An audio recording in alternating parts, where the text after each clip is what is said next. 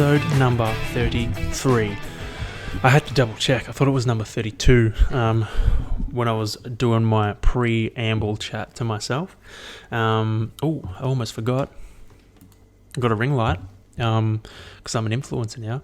Because I noticed if I don't record my podcasts at like golden hour during the day when the sun's out, they come out looking, I don't know, less than ideal. So not just the visual, the video. So if you're listening to this, the audio doesn't get affected by the sunshine. It doesn't make the it doesn't affect the way I'm talking.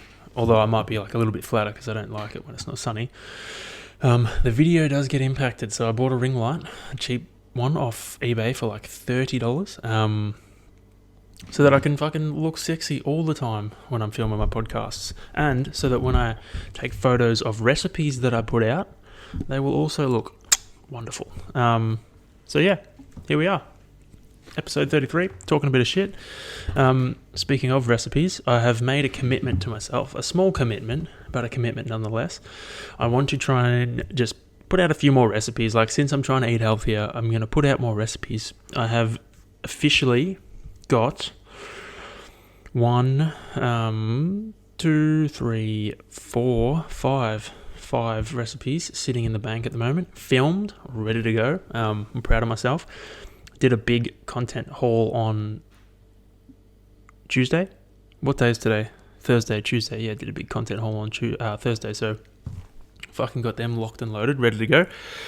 Yeah, happy days. So today was good day. Ran this morning. My legs are fucking trashed from doing weights earlier in the week, which I'll touch on in a bit. But yeah, I decided, I was like, it's a good day. You know what? I'll go out and do some mowing. Cut the grass was getting a bit long. Fucking, get it done. Get it done in the sun. Listen to a podcast, enjoy it. And about an hour in, the fucking blade snapped off. So it was annoying. And it's I tried to fix it, and it's just not manageable at the moment for myself. I don't really know how to do it. I had a look, and it's out of my fucking expertise. So yeah, gonna have to do some Googling and try and figure out how to do it, which was, it was fucking annoying. I was like, I'm keen to finish this and then record my podcast. It'll be fucking productive as shit. And then that happened, and I was like, fuck. And then it was just so hot, and I just got so like frustrated. I was like, fuck this, I'm going inside. So that's what I did, and here we are. Otherwise, today's been a good day. Went for a run this morning. Slept in a bit, and then went for a run at like 6:30. Hit 15 Ks. My legs were fucking trashed after doing weights, as I mentioned this week. Getting back into the weights is it's rattled my legs big time. But before we get into that, let's go back. So when did I record last? It was Friday morning, I think it was. Yeah. How's that? So I didn't train at all last week. I was very tempted later on in the week on, what did I write here? It was nice to get up. So I was very tempted on the weekend. On Saturday, I was so keen to sleep in. So keen to just sleep in for the day and like really fucking just chill out. But of course, as my body clock does, woke me up at 6:30 on the dot, and I was like, can't get back to sleep. So I got up, had a coffee, then like fucked around with the dogs for a bit, and then did some like podcast planning, and then fucked around with the dogs for a bit, and then like had a hit of tennis, which was weird. I've never done that. And then I was like, all right, what am I going to do now? And it was like 8:30, and I was like, oh god. So I woke Caitlin up, and we went to the shops, which was cool.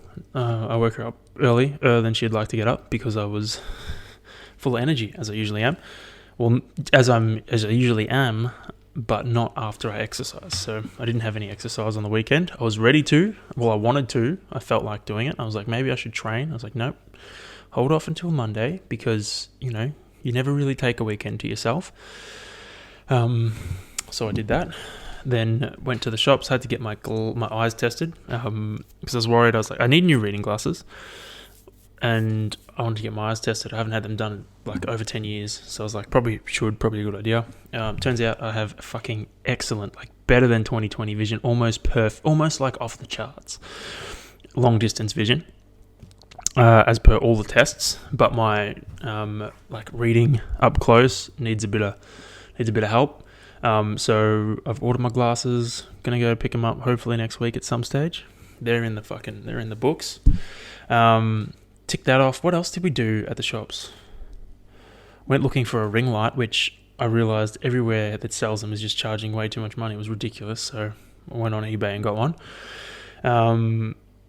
Got some bagels, some bread. They have this fucking bread shop. I don't know what it's called. It's down the bottom. So if you've ever been to Doncaster, Westfield, it's down the bottom near like where that big supermarket kind of place is. Not Coles, not Woolworths, the other one. And they have like the fucking best bagels and the best pumpkin bread. It's so fucking delicious. So ripped into some bagels and pumpkin bread and got heaps of peaches because I love Clinkstone peaches. They're the fucking best. So I got heaps of them from the big supermarket. They have the best fruit there as well. So fucking loaded up on them. Then yeah, went out to dinner with some of Caitlin's and my friends, I suppose.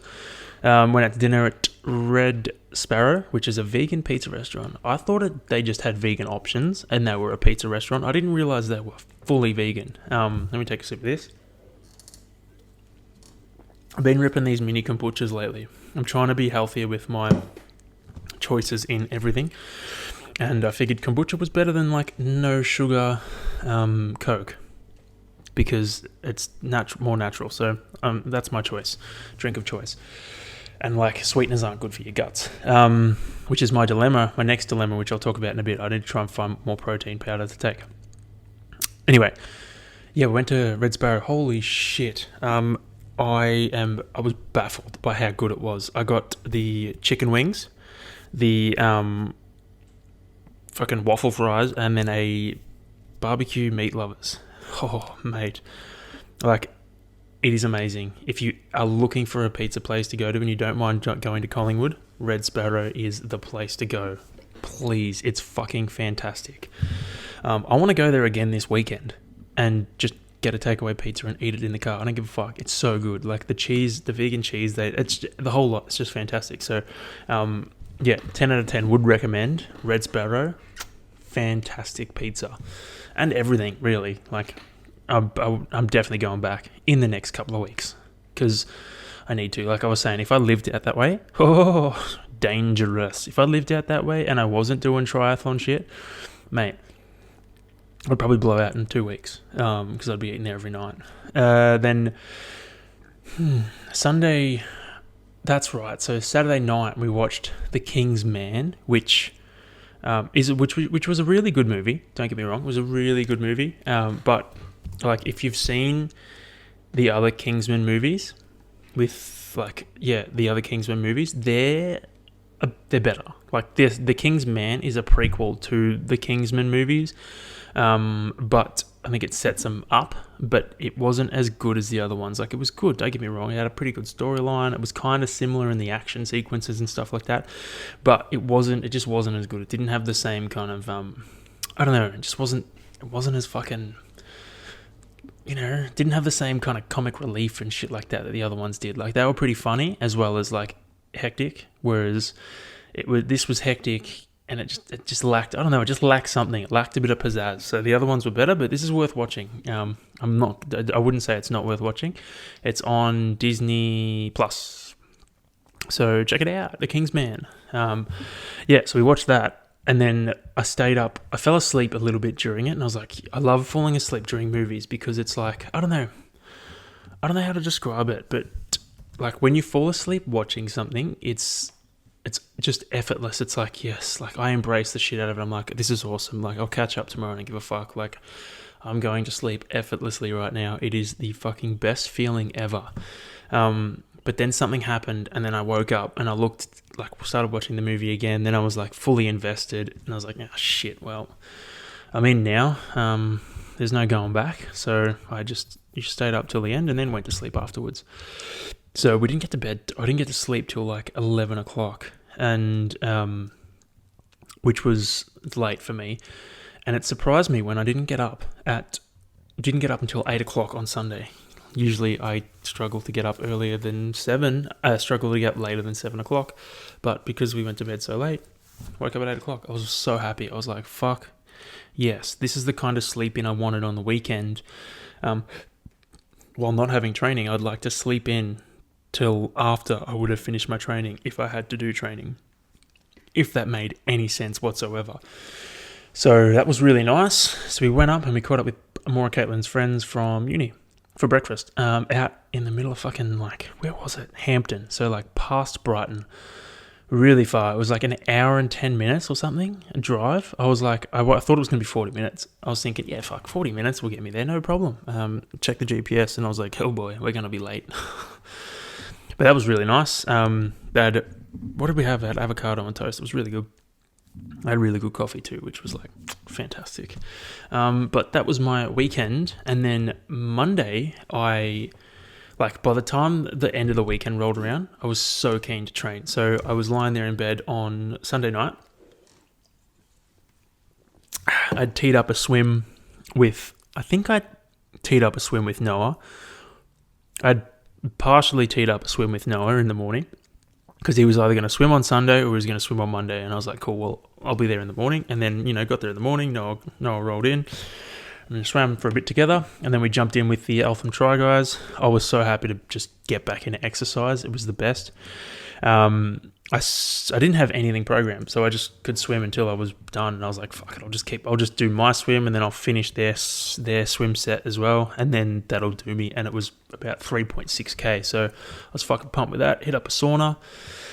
And then the training in the afternoon, I decided that I was going to do strength. So before I run through what I did for my strength training, I decided on Sunday, I was like, I need to come up with a program, a rough structure or a rough shell of a program that I want to follow, because I don't want to lose my fitness. I don't want to lose my swim fitness, because I'm swimming stronger than I've ever swum before in my life.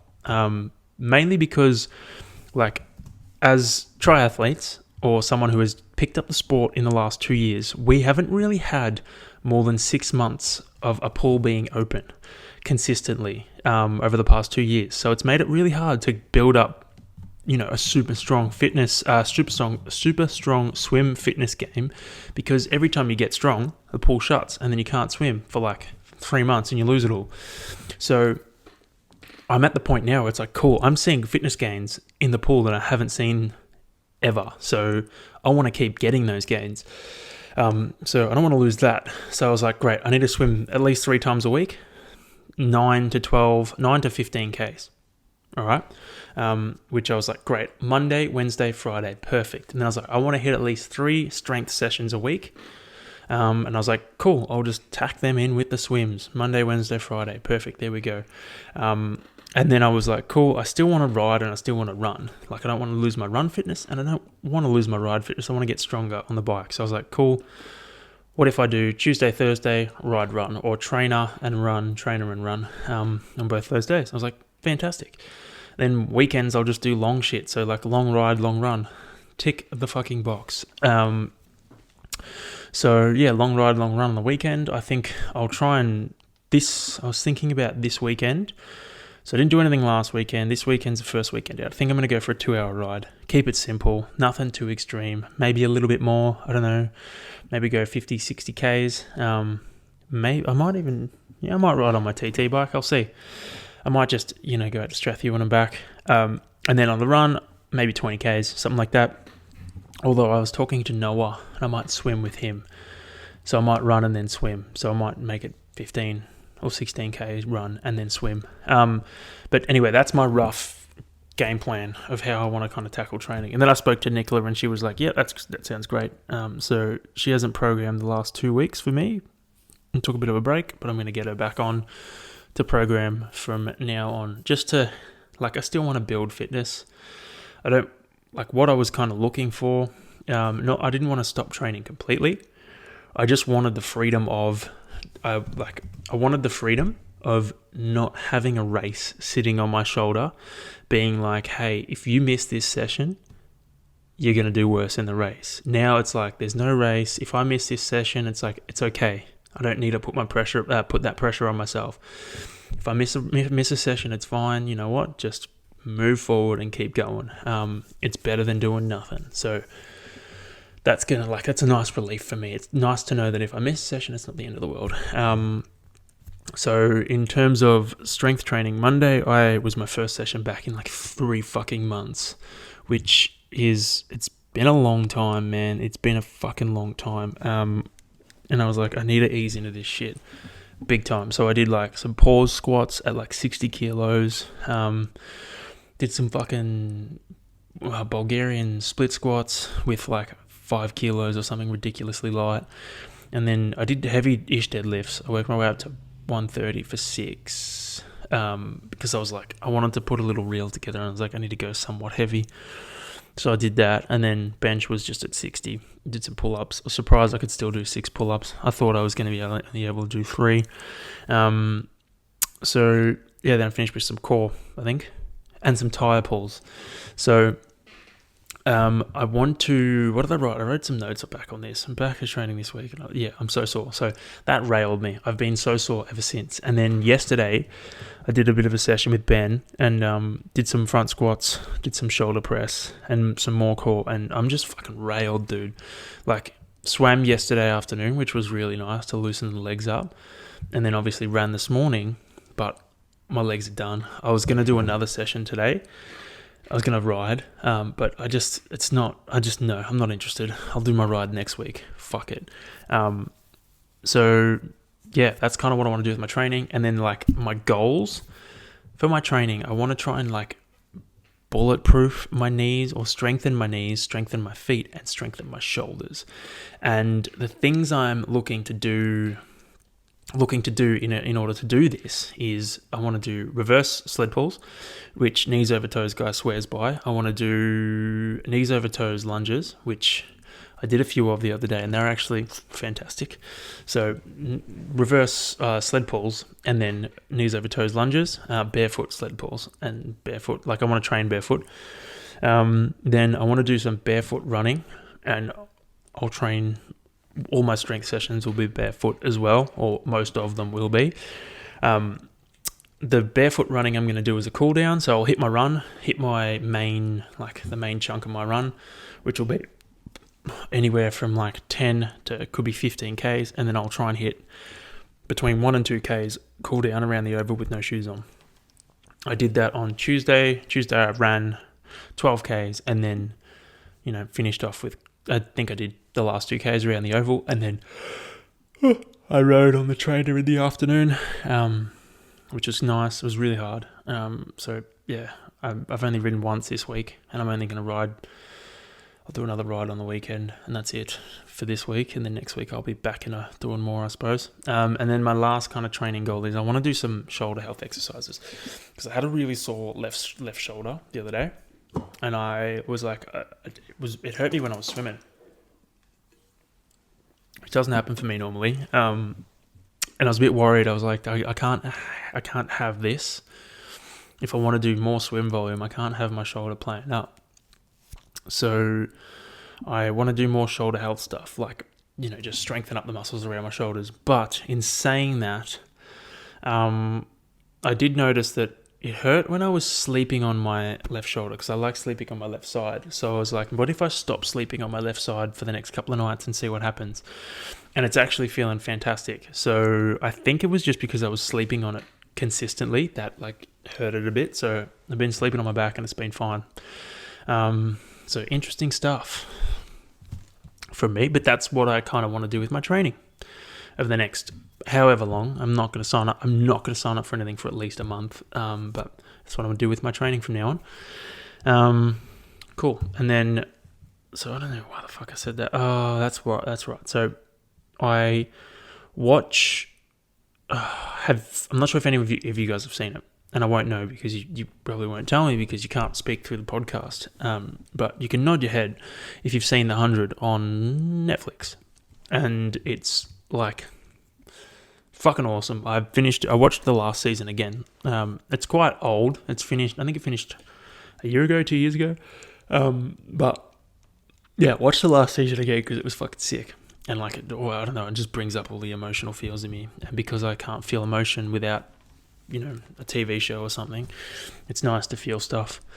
So there's a concept. So let me like rewind, because what I wrote down was I don't know, I was writing notes for the podcast and this just hit me. It was like, your view of the world is completely unique and it won't be replicated. So when you die, that dies with you, which I was like, that's pretty fucking hectic. Like, think about it. Like, your view of the world through your eyes is the only view of the world in that way. No one else has that view. No one can never have that. No one can ever have the same view as you through your eyes. And you're the only person, like, you're the only person who has that. And then when you fucking die, that goes with you. Like, that's the end of that. That's the end of that. You know, that's the end of that story. It just gets cut off. There's no more. It doesn't get, no one writes a second version to it. That's the end of it. And it led me to thinking, I was like, what if, you know, the 100 was kind of true, and the idea of, like, they have, this is not really a spoiler, they have drives that they put in their minds, and they can hold someone's consciousness. They hold someone's, like, entire mind. And the idea behind this is someone, your body dies, you take the mind drive out, you put it in a new body, and then you keep going, you keep living, you can live forever. And I was like, I wonder if that's ever going to happen. Like, I wonder if there's going to come a time where certain people in history, we decide, all right, you need to live forever. So we give them a mind drive, and then, like, every time their body is about to die, they get a new body to live through. Pretty fucking crazy, wouldn't it? Imagine if, like, they decided they had, like, a cutoff, right? Let's say 2040.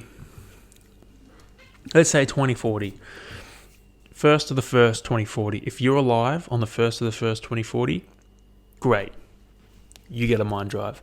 And that's it. Like, anyone that you can't birth anyone else. Like, that's it. That's the population. They're the people that are going to live forever. There's no one else. No one else is coming into the world. It's like, great.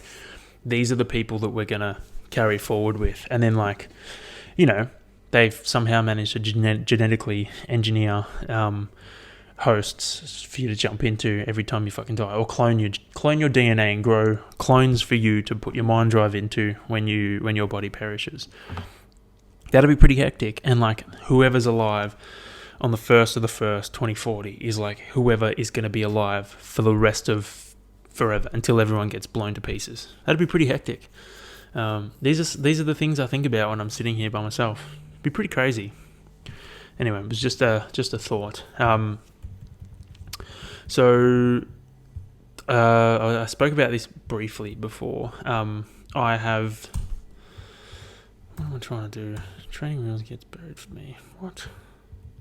Oh, that's right. So I want to film, like, at least 2 recipes a week. That's my goal. Like, I just want to film when I make shit. It's really, really easy. It's the hardest part, funny enough. So I want to film more of my cooking and stuff like that and put it out in real form. I'll put it out on my personal page. But the hardest part about this for me is writing down the recipe, because I just wing the shit out of everything I make. I don't follow a recipe for fucking jack shit unless it's, like, something new. I never follow a recipe. So I filmed like a creamy mushroom sauce, and I just winged the shit out of it. And I was like, I don't even know what the quantities are of anything. So I had to go back and, like, visually picture, like, how many carrots I put in, how many mushrooms I put in. I was like, okay, I guess this is a rough idea. Because I'm so used to just winging the shit out of recipes that I never ever write down what ingredients go in, or never really know what ingredients go in, because it's just, like, off the cuff. But yes, sorry, I'm going to put my chair up. Oh, because the gas keeps leaking out. It keeps sinking. Yeah, I want to record at least 2 recipes a week, and then I'll give myself a bit of a backlog, hopefully, and then I can put a couple out a week in real form. Real, R-E-E-L form, not real, R-E-A-L. But speaking of real form, so for me, I realized recently, I was like, all the training reels that I put out get fucking buried, mate, for me. They don't stay. And I wonder, like, I just want to know what the criteria is around it. Like, what makes a reel popular and what makes one get buried. Because, yeah, I put out a training one. It was just fucking, just did fucking horrible. And I was like, damn, I thought it was a pretty good fucking video. I took time in videoing it. I, like, thought about it. It was really creative, I thought. And it just got fucking buried, mate. So I don't know. Maybe you got to make them real short for the training ones, and then longer for the recipes. Maybe that's something to experiment with. But I just thought it was interesting. But yeah, I want to start putting out more content because I think reels are the secret to driving up. Like, here we go, talking about Instagram shit again. But the secret to getting like people to your page, and like, what do they call it? Bear with me here, ladies and gentlemen. I'm just pulling up my Instagram so that I can see how much something, the information that I'm trying to find out is, and what it's called. Insights, reach. There you go. So the idea, you want to try and drum up your reach, or I want to try and drum up my reach. And at the moment, my podcast page is actually doing better reach-wise than my personal page, which is pretty fucking cool. So hopefully I get listeners from it. Haven't got any so far, I don't think. But, you know, who knows? You just got to keep fucking... my philosophy is you just keep grinding and eventually it'll pop. So I'm going to keep doing. Yeah, the idea is to drum up reach. And if you... Like, for me, if I do a post, it gets like, I don't know, nowhere near as much reach as a reel will get. Like, a reel will get, 3,000 plus views, whereas a post might get 1,000. So... For me, reels are bang for buck, fantastic. So I'll put a bit more time into them. I still want to do some posts, but I feel like reels just do better. And it's easier too. Like, for me, a post can look cool with a picture, really cool. Like, some of the Iron Man photos I got are fucking sick, so I want to post them. But at the same time, it's easier for me to speak my thoughts across than it is for me to write them down. Because... It's just easier. I find it just comes across. It's easier to talk things than to write shit down, and close caption it. I'll close caption it to the best of my ability through my app that I use, because I ain't writing that shit down. You've probably noticed, like, if you're an avid listener and an avid follower of the podcast page, you'll know that when I post clips in reel format, I don't ever spell check or word check the closed caption. The subtitles, never. Like, they're always so wrong, and I just, like, because I do fucking nearly 10 of them a time, I don't have time to sit there watching each video for a minute plus and changing all the words it's got wrong. Like, I might change the first two like sentences to make sure they're good. After that, interpret it how you want, because I just can't be bothered, unfortunately. And, like, if I get a fucking 70% hit rate, it's pretty good. It's better than having no words. You can kind of decipher shit, as you go, I suppose. So, what was I doing? Okay. So there's a few things that have been bothering me lately. Let's call them my pet peeves. I haven't done a segment like this for a while. I think the last time I did pet peeves was with Ben Gemino. So yeah, at the moment, my pet peeves are, I don't do stand up. I want to eventually get into it. I would like to do it. I've been writing a bit lately to try and get into it, and do an open mic. But, like, one of my biggest pet peeves at the moment is people using Reels, or people on Reels or TikTok using audio from a stand-up comedy, like a special. So yeah, people using audio from a stand-up comedy special and, like, dubbing it over themselves, mouthing out the words, and getting, like, a ridiculous amount of views. It is so annoying. I don't know why it grinds my gears so much, but it's like, you didn't come up with that. You didn't say it. It is the most, I don't know, man. It's just so fucking lazy in my eyes. It's like, come up with a joke. Come up with something and actually say it. Don't dub someone else's voice over your mouth moving and pretend like you're saying something hilarious. It'd be so easy to go and rip up one of Bill Burr's bits and use the audio from that and just be like, or steal one of fucking Tom Segura's stories and use that as your own. It doesn't work like that. It's not your material. It's fucking dumb. Come up with your own shit. Like, I feel like you can almost get hit with copyright for it, because it's their material. They put it out there and you're stealing it and getting views from it and getting, like, you could probably potentially monetize your platform, by blowing up, by putting out a bunch of fucking shit that you've copied off someone else. So it's really annoying. It's grinding my gears. Pet peeves, grinding my gears.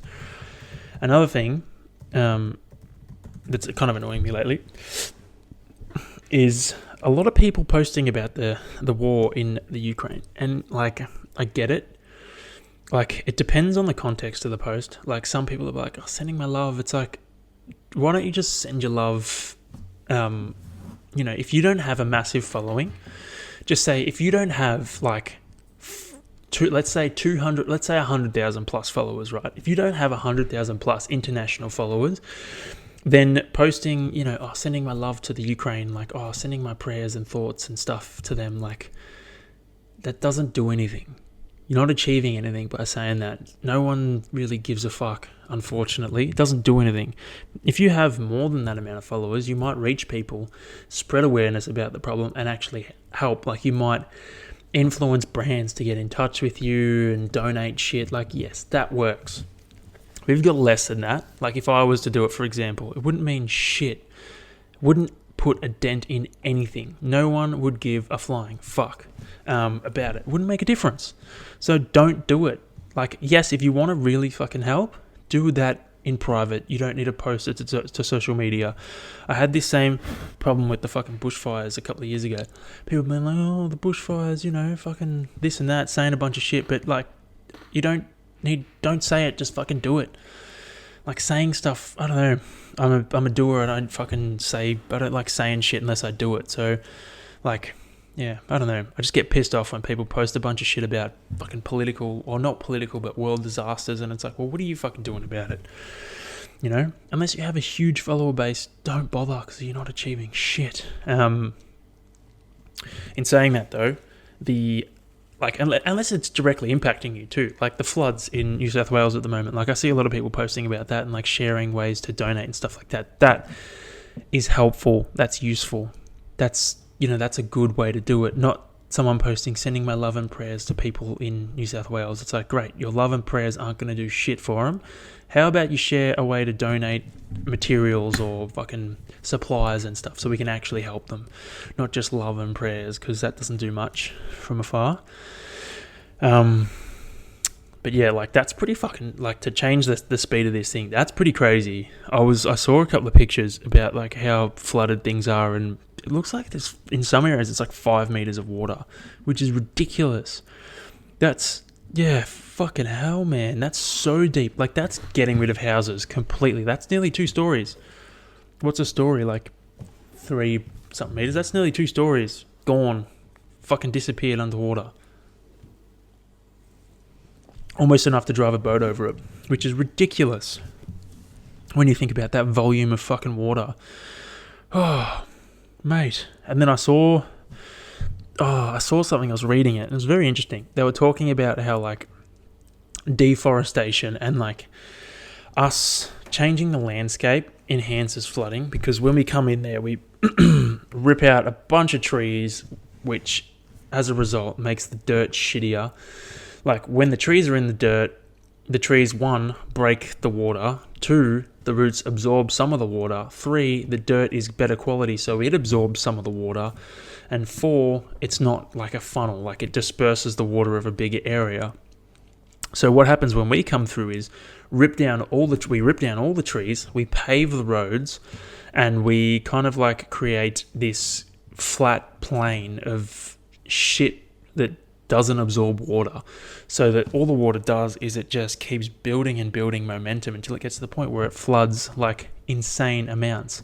Whereas if we had left it natural as the landscape intended, like a bunch of trees and stuff like that, the flood water wouldn't have as much of an impact as it does when we've taken all that away. So it's like, I don't know, I feel like we cause all the problems we have, mainly, is what I'm trying to get at.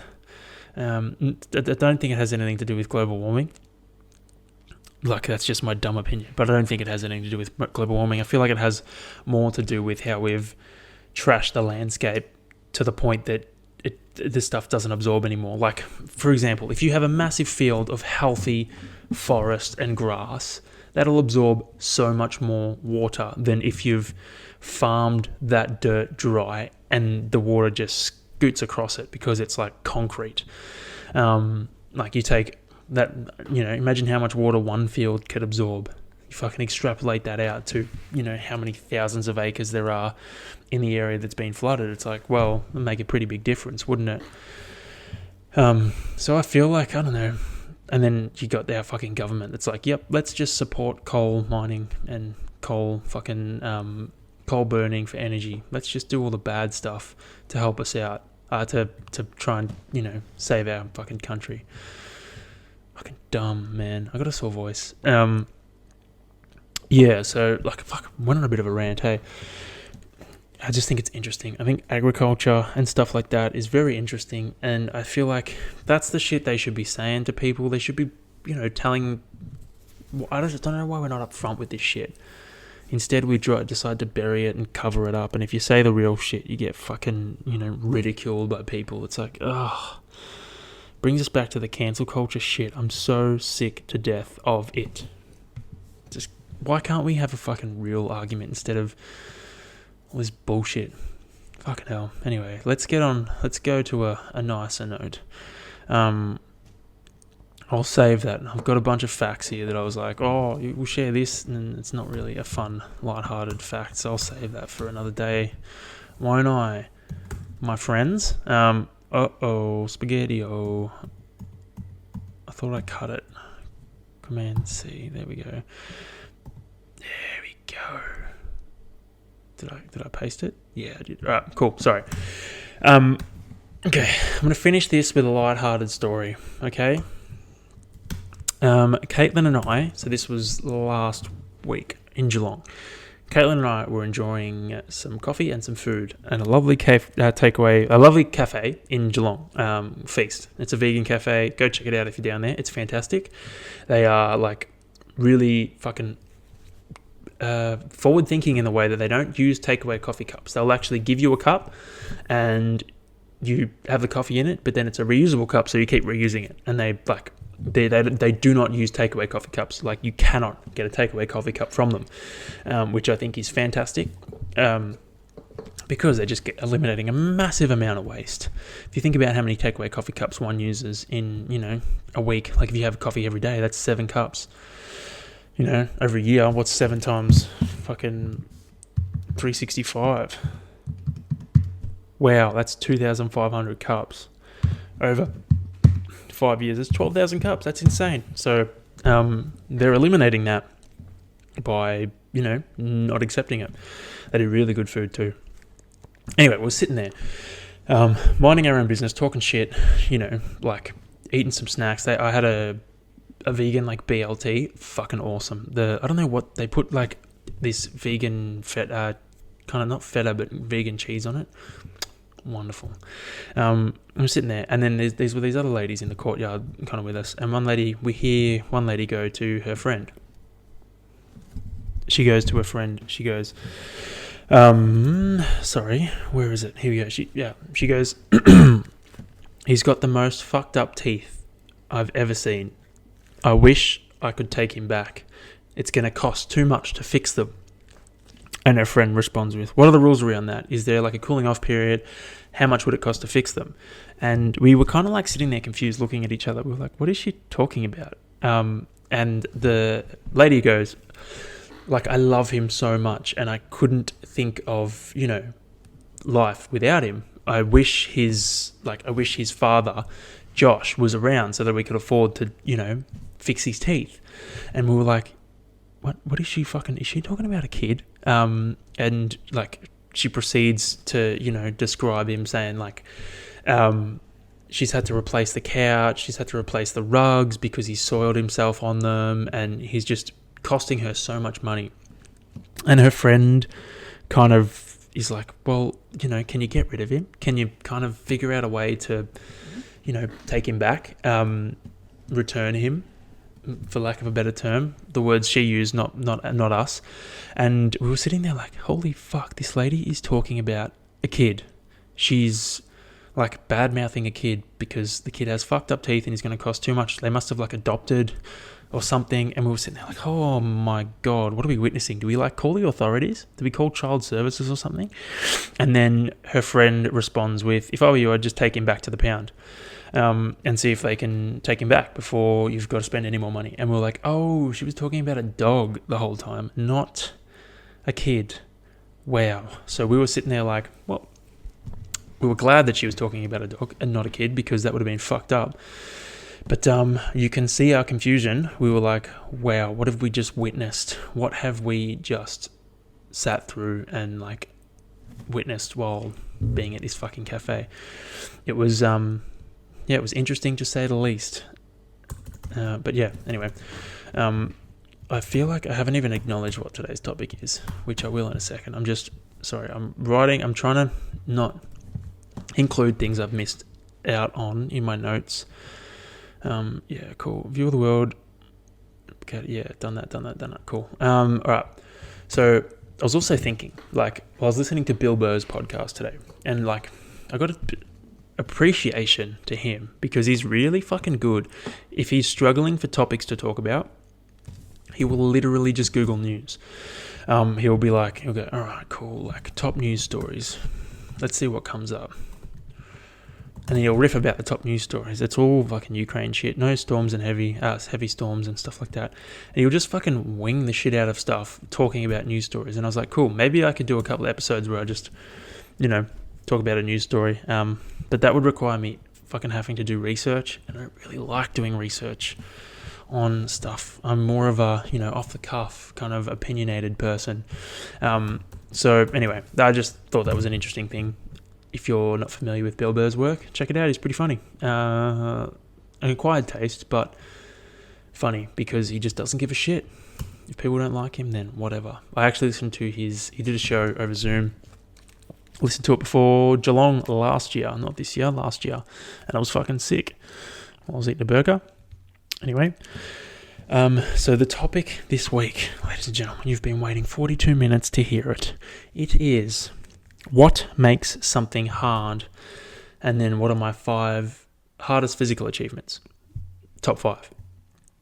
This is from Noah. He asked this a few weeks ago when I put it in a question box. And I was like, cool, this is perfect. I'll put it in after my race because my race might make the list. And I don't want to do it the week before and then fucking figure out, oh shit, this was perfect for it. So anyway, I've done it here. I actually did an essay about this topic last week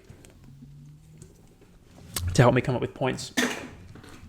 1, to write an essay and actually get in some time, to help me. I'm just trying to get better at writing, as I've mentioned earlier. I'm trying to write some material for potential open mics and stuff like that.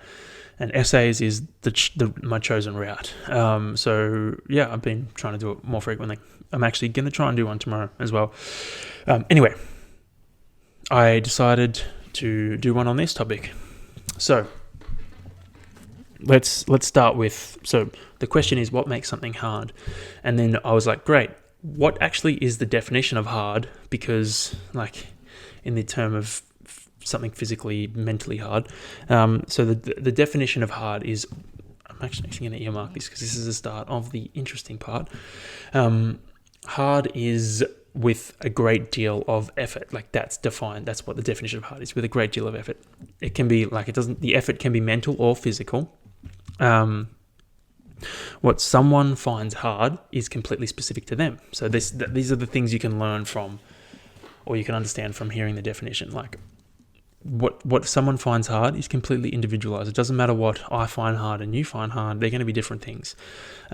This is why it's important to not compare ourselves to others, because if I went and compared myself to some of the pros that raced in Geelong, mate, I'd be fucking disappointed. The same as some of the people who had done their first, how do I fucking say that? The same way. So I'd feel the same disappointment as someone who had done their first 70.3 in that race, compared themselves to me. They would be disappointed because they'd be like, fuck, I'll never get there. It's yeah, I'll never get to the pro level.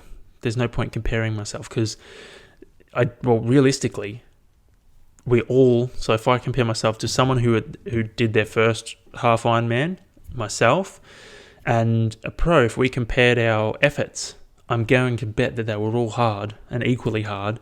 We just achieved different results. So don't compare yourself to others. And this is a quote I heard from, I've heard it on Joe Rogan's podcast. I haven't actually listened to an episode of his podcast in like fucking 2 or 3 weeks. Anyway, I heard it on his podcast a while ago, and it was like the hardest thing to ever happen to someone is the hardest thing to ever happen to them. So, like, for me, there's been a few things that have been a bit fucked up that have happened to me and defined me. And none of them are my physical achievements. Like, physical stuff's pretty hard, yes, but most of the hardest shit that's happened to me has not had anything to do with my athletic achievements. But whereas, like, there are other people out there that the hardest thing to happen to them is, like, they got stung by a bee. Like, that's pretty minor in comparison to some people. And then there's, I'm not going to say the shit that I've kind of been through. I'll keep that private. But if you compare the shit I've been through to someone who has lost their fucking legs or something like that, then my shit is fucking minuscule in comparison to them. So the hardest thing that you've kind of gone through is the hardest thing you've gone through. It doesn't matter how hard it is in comparison to other people. It's still hard compared to, like, the shit you've experienced in your life. So, like, you can't really judge people for not finding things hard that aren't really hard for you, because they've gone through different shit. So it's not comparable at all. So yeah, I've written this here. What you can find in hard comparison to someone else can be, so what you find hard in comparison to someone else can come down to your childhood and what you learned/did through the environment you were exposed to when you were growing up. Like, for some people, literally the hardest thing was keeping themselves alive. Then for other people, the hardest thing was getting all your homework done. And then there are other people out there that the hardest thing was performing at their sport training. So all different levels of finding hard, all different levels of, like, difficulty, like, all hard, because it's all completely individualized, but like a complete range of different things. So, for example, the person who struggled to keep themselves alive, if that was the hardest thing that would happen to them, they're going to have fantastic, like, survival skills, fantastic kind of life skills in comparison to the other people. Like, if the hardest thing that happened to you was doing your homework, then you're not going to have, your life skills aren't going to be as good as this person who struggled to stay alive. Whereas your skills in a, like, scholar environment are going to fucking crush their skills in a scholar environment, because, you were doing that. That's how you fucking grew up. Your hardest thing, your focus was on school and homework and shit like that, whereas theirs wasn't. Theirs was, I need to fucking find food so I don't die. Same way goes someone performing at their sport training. They're going to crush athletic stuff, whereas if you haven't done that, then you're going to find that really hard at a lower level, whereas for them, that lower level is going to be a fucking piece of piss. So it's like, I know I've overcomplicated this question, but the idea is to overcomplicate it, to bring it back, and, like, to pick it apart and then put it back together again. You know what I mean? So what makes something hard? There are so many things that make it hard, and it is all determined on, like, how you've kind of grown up and what things you've exposed yourself to as you've grown up. Because, like, there are so many different levels. Like, it could be, so for me at the moment, my hard swimming efforts are fucking much quicker than they were 6 months ago. And if I was to stop swimming for 6 months, then my hard swimming efforts are not going to be anywhere near, like, I will look at the times I'm doing now, it's going to be unattainable. Like, if I stopped training altogether for, like, 6 months or 3 months, even 3 weeks, and I looked at my half Ironman times, unattainable. I would not be able to fucking get it. Like, it would be so hard for me to actually achieve that. Whereas now, like, it was pretty hard, but it's nowhere near as hard as it would be if I didn't train. You know what I mean? So there's so many fucking variables that go into this shit. And it's like, that's just that example is just on an individual basis. You start comparing individuals, then there are just fucking eons of different variables. Like, another one, Olympic weightlifting. Right, Ben's doing a bit of Olympic weightlifting at the moment, and, like, it's more difficult for taller people to kind of do it, or people with longer, like, I have really long legs, and it makes it kind of difficult for me to hit the right spots. So it's just technically more difficult for me to do the simple things than it is for someone who has a kind of better frame, like, you know, a fucking 5'10" dude who's just perfectly proportioned, they're going to crush that kind of shit in comparison to me, because I'm going to find it really hard. And I've got like long levers, and it just makes it really difficult. A better example would be squatting. Squatting's really difficult for me because I've got long femurs, and it just puts me in a shit position. Whereas, you know, someone who has perfect biometrics for squats, they're going to crush the shit out of it. It's going to be really easy for them. I got so lost on that train of thought. But what I was saying is, like, you can't compare what I find hard compared to what you find hard, because they're going to be completely different based on so many variables, physical attributes, what happened to you when you were growing up, what you've exposed yourself to throughout your life, where you're at in your life, like all sorts of different things can make it change. So that's why it's important to, like, I guess you can only really compare within a certain time frame of what you find hard. And if you're continuing, so for me, if I continue training my Ironman stuff, I can continue comparing what I find hard to what I've done in the past in terms of that sport. But if I stop doing that and deviate, then I have to start a new fucking timeline of what's hard and what's not hard. Because I've changed. Like, I can't keep comparing myself to, you know, the past stuff. Unless we're talking generally, like, unless I guess that's an example, because some of my examples are generalized. So unless you choose a specific moment in that kind of thing, or a like where you really struggled to complete something, regardless of where your fitness was, I guess it is. Like, I guess you can compare stuff from the past, like difficulties where you were, like, you know, you could compare your first marathon to your fucking fifth marathon. Your fifth marathon is going to be hard, but it's not going to be as hard as your first one. So I guess fucking hell. This is just such a confusing question, Noah. Like, good job, bro. You've stumped me on this one. I even planned the shit out of this, and I'm fucking struggling. There are just so many variables that go into this. Like, so, yeah, right. So you can't compare to other people, and then you've got different levels of fucking difficulty. Like, I used this example before. Like, you've got different levels of hard for different levels of performance. So, like, there's a pro Ironman athlete, me, someone in the middle, and then someone at the fucking tail end who's just got into it. The pro is working hard, I'm working hard, and the fucking rookie's working hard. We're all working hard. Like, it's all going to be hard for us. But the fucking stretch of, like, finishing times could be over, like, 2 or 3 hours, which is insane. So performance doesn't really equate to difficulty. Difficulty is kind of like its own thing, if you will. What's the next one?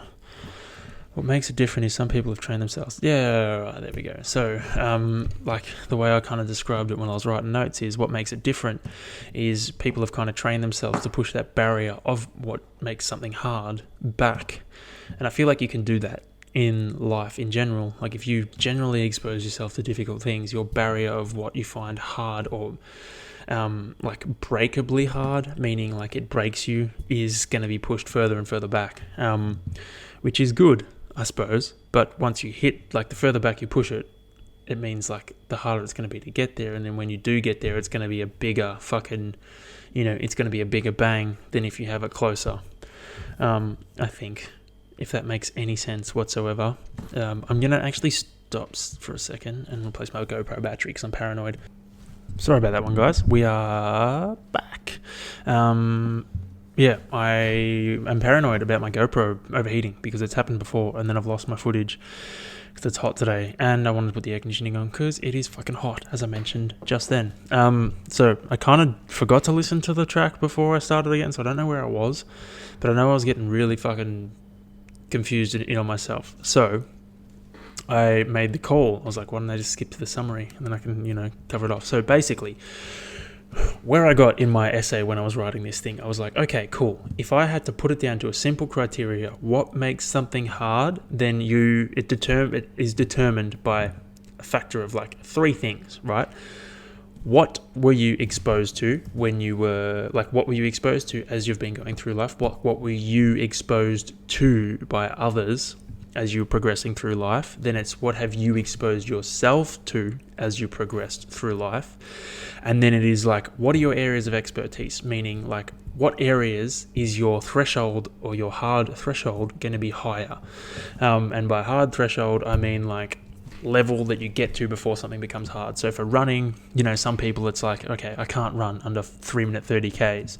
Or other people it's like, I can't run under 6-minute 30Ks. So like the person who can't run under 3-minute 30, their threshold for hard is higher because they can run faster. You know what I mean? So yeah, I've narrowed it down to those 3 things, and that determines what makes something hard. And those 3 questions are going to be answered differently for absolutely every person in the world.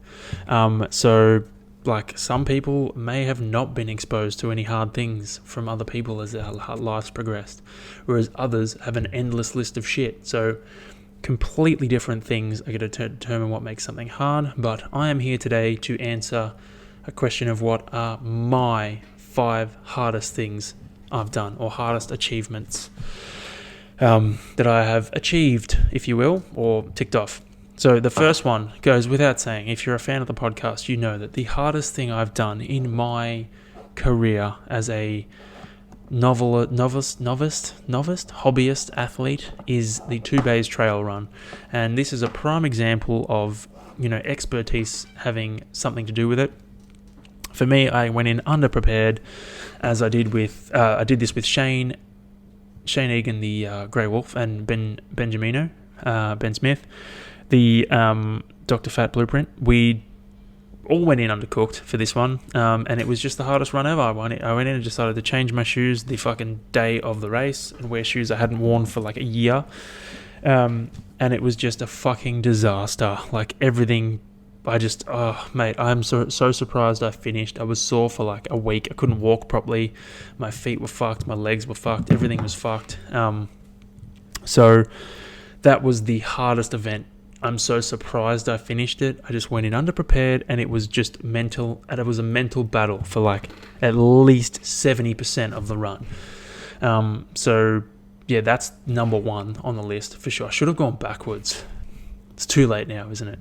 Then number 2 is the Cairns Ironman, purely because it was a full Ironman. It was like fucking 11 hours and 1 minute. How could I forget? 11 hours of rough. It was so bad. And like another aspect to that being second on the list is the night after, and my stomach cramps being so painful that it just, it made it 10 times worse. And it was just a fucking hard race. Like, if I include the training in that one, it takes the cake as number 1. But I'm not going to include the training. It was, it was just really hard. It was really, really hard. As it's supposed to be. It's a fucking Ironman. There's a reason not everyone does it. And then third on the list is the Spartan Ultra Beast. It was like 50-something Ks in Bright. And the reason this was rough was like, we actually crushed it, Ben and I. But the first half of it was really difficult because I was battling my eating disorder. It was really hard for me to say that at that time. And I didn't eat properly the night before.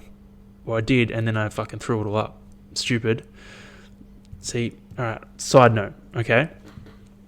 I was talking to my psychologist the other day, or last week, and I used the word stupid to describe myself and, some of the things that I'd been through when I was growing up. And she's like, see, that's not good. You can't talk to yourself like that. You just called yourself stupid when, like, you didn't know any better. You were only doing what you thought was beneficial for you. So, like, at the time, I thought that, I was stuck in this loop of, like, the eating disorder and stuff like that. So I wasn't stupid, just misinformed and, like, in a dark place. So I'm going to take that stupid back. Anyway, I got it was a shit start. I just didn't have enough food in me, and I was eating while we were racing, thankfully. And that kind of, towards the end of the race, I like built up my fucking energy stores, and I was like, all right, we're in now. Like, let's go. The first half was rough as. The first lap of like 20 something Ks was really difficult. So that's why that's third on the list. There's probably an equal third would be the first road marathon that I did with Ben and Shane as well. Like, didn't really prepare well for that either, and decided to wear shoes that gave me sore feet, and a new pair of socks that I'd never worn before, and they gave me blisters. So that was really hard as well. But they're probably equal third. Then fourth, this one I was either going to put third or fourth. To be honest, it was probably third, but it's too late now. It was the 16-hour ride for women's violence that Ben and I did with the Eltham Leisure Centre. We rode a bike for 16 hours continuously. We kept it spinning. We swapped every 10 minutes for 16 hours, which meant we did 8 hours each, and it was a very long day. We started at 5:30 and finished at 9:30, I think that's 16 hours. It was fucking rough. It was just, we underestimated the shit out of that. Like, we rolled in, we're like we didn't think about it until the week of. We're like, oh yeah, we'll just come in at, just roll in at like 4:30, 5 o'clock, do some stretching, and we'll be good to go. And then, we started, and we're like, cool. It was great for like until 11 o'clock, and then we're like, oh shit, like, we have so much more to do. And it was just, it just got kind of worse from there. Well, it got worse, and then like when the gym got busy at 4 o'clock, it was good, and then like when it got quiet at 6, we were like, we have 3.5 hours to go. What the fuck? Like, no one was there. It was dark. It was gloomy. We were both fucking sore, delirious. Like, the music was, I don't even know what we were doing. I don't even know how we did it, to be honest. But that was probably one of the hardest things I've done. And then fifth would be my first 70.3 in Geelong back in 2020. That was really hard. I crossed the line and almost blacked out because I was inexperienced doing this stuff, so I crossed the line and almost blacked out. That was really challenging. Obviously, it was my first one, so I had no idea what I was in for, and then just, went in. Probably a little bit undercooked as well. Like, I'd only just started training. But, like, it was fun. It was just really hard. And then a bonus, like, I'm sure there's others in this, but I'm going to throw in a bonus, I mentioned it a couple of weeks ago, I think. It was the training day for my Ironman, like 8+ hours, where I was riding with James and we drove out to, Seymour. He got a flat, and then we got back, and it was like, fuck. I had to start at 12 o'clock, and I had 8 or more hours of training to do that day. And it was just, I didn't finish until 6:30 at night. I'd been going since like 6:30 in the morning, 5 or 6:30 in the morning. Didn't finish till like 6:30 at night in the dark. And it was just a disaster. All I wanted to do was go to bed. But I chalked that up as just a mental training day. So they're my hardest achievements in the top 5 hardest achievements. 2 bays, taking the cake. We'll probably always take the cake unless I decide to take a year off Ironman and then do a full Ironman, in which case that'll probably take the cake. Then I decided to like reorder them in order of like what I'm most proud of for myself for achieving. And I think my Ironman takes the cake. I am so proud of that one. It's just a feat, something I want to tick off the bucket list. Not many people actually do it. Like, I know once you're in that crowd, there were a heap of people, but not a lot of people actually take that first step into ticking one off. It's a lot of training, a lot of hours, a lot of commitment, and I'm just so proud of myself for actually following through and ticking that off the list. As I'm sure everyone who finishes one is. So that takes the cake. Then second is 2 weeks ago, that race. I just think I trained so well for this race and put in so much time and was really considerate with everything I did towards it, and just went out there and did what I was supposed to do. So I'm really proud of my effort, and came top 10 in my age group, which was, like Nicola was saying, the field was pretty stacked, so I'm pretty happy with that. So that's probably the second most proud thing I've achieved. Third is 2 bays. Not proud of my race time, but proud of my commitment to just keep going. I remember one of the hardest things for me was my watch played up. I was due to get a new watch that week, and it didn't come, and then I had to use my old watch that was playing up, and then it just played up throughout the whole race. So I never actually got the proper distance recorded on my Garmin, which was a pain in the ass. So I just remember that was fucking with me at the 50k mark. I had 6k's left, and it was so difficult, and I'm so proud of myself for overcoming that and just sticking with it. Because I was talking about this with Ben. So I was talking about this with Ben the other day, and there's a quote, I don't know, I'll probably touch on this more specifically later, but there's a quote by Colossus in Deadpool, and he's like, you got 4 or 5 moments to prove you're a hero or whatever. And I believe you do have not so much as 4 or 5, but you in your life you do have moments where it's like, all right, it's really hard now. This is a test. If I overcome this, I'm going to level up. And you've got to take those opportunities. Like in 2 days, I was faced with a test. I was like, this is a test. If I can stick this out and get through this, I'm going to level up and like, it's going to be great. So I was like, just fucking stick with it, keep rolling. And I finished, and it was hard and it sucked, but I leveled the fuck up. Same as that hard Ironman training day. Like, you know, I knew it was going to be shit. And I was like, you know what? If I get through this, I'm going to level the fuck up. And going into the Ironman, I'm going to have a whole lot more confidence than if I fucking quit.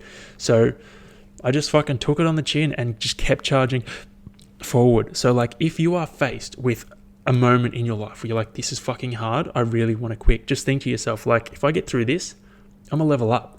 And like, if that's not enough, then I get it. Like, you know what, you can quit. It's not the fucking end of the world. But if you don't quit and you push through it, oh mate, you will be rewarded. And it is fucking wonderful. And then 5th on that list is the Spartan Ultra. Like, oh no, sorry, I've got to go back to 4th. 4th on the list is a 16-hour ride, and then 5th is the Spartan Ultra. Like, I'm really proud of the 16-hour ride because we kind of agreed to it without really thinking about it, and like, we could have just stopped. We didn't have to do it. It was for fun, but we didn't. We stuck it out. Like, it was fucking really cool. It was like a good bonding moment. That's why, like, Ben and I are such good and strong mates, because we've fucking like suffered so many things together. Even Shane, we've suffered so many things as a fucking crew. It's like, you can't take that from us. Like, we've bonded over some fucking really difficult stuff and really hard times, and you can't take that. Like, that's why I find training with someone or like experiencing a difficult session with people is so bonding. Like, if you go out there and you fucking, you know, if you go and trek fucking for a couple of days with a group of people, you're gonna have a bond that no one can fucking break, because you've spent so much time doing grueling things together that no one can break that shit. So like, that's how, you know, that 16-hour ride for Ben and I was like a massive fucking tick in the friendship box. It was like, great, this is unbreakable now. We've gone through the fucking ringer together. We've spent 16 hours suffering together, and we're still good mates. So it's like, great, we're fucking sweet. And then the Spartan Ultra Beast was 5th on that list because Ben and I came 1st and 2nd for our age group. We were the only ones in our age to actually finish within the time cap. And we finished together like as a fucking crew. It was the fucking best, man. It was just, yeah, it was a fucking good race. So much fun. And it, like, in a way, it just birthed me into all this other stuff. So like, a massive fucking tick for that one back then. But yeah. So, thanks, Noah. That was a really good question. What makes something hard? You know what makes it hard? Rewind and listen to my fucking criteria that I came up with while writing an essay in 40 minutes. Yeah. So, that's that one. What am I going to do for next week's podcast? So, next week, I'm actually going to do a bit of a recovery podcast. I'm going to talk about recovery secrets from an avid Ironman. I'm going to, you know, tick off the big ones like sleep, nutrition, hydration, stress, blood flow, like all the fucking good ones, and what I do and what I know I should do to try and improve recovery. And I noticed the biggest one's been, well, actually no, I'm going to fucking hold this a secret until next week, so you're going to have to wait. But yeah, I hope you guys enjoyed this episode. I know I went on a bit of a fucking rant there and like got a bit lost in my own fucking explanation of shit, which, you know, I'm going to blame on my ADHD. I'm pretty sure I mentioned to you guys why I struggled with concentration. I mentioned it in last week, so I remember clipping it up while I was editing the video. But yeah, hope you guys enjoyed it. It was a good episode, I think. Or my opinion of it is, anyway. I'll